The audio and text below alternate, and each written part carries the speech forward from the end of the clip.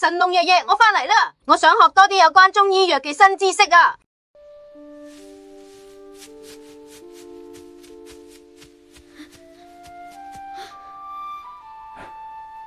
你返嚟啦，我哋開始今日記中醫藥知識小課堂啦。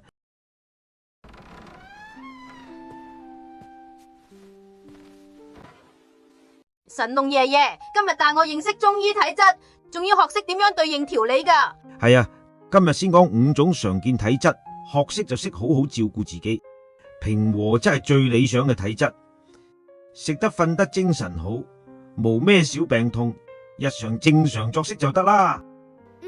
氣虛質就好易攰，講嘢都冇力，足3里在小腿外側膝眼下3寸，日常留意呢個位置，有助補氣血。強體質陽虛質最為冷，手腳成日凍冰冰，關元在肚臍下3寸，留意呢個穴位，可溫陽驅寒，冬天就唔使咁凍啦。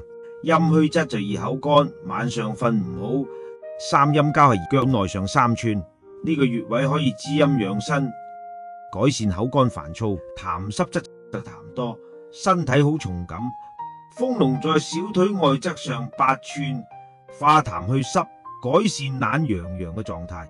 爺爺，我記住呢5種體質同對應穴位啦。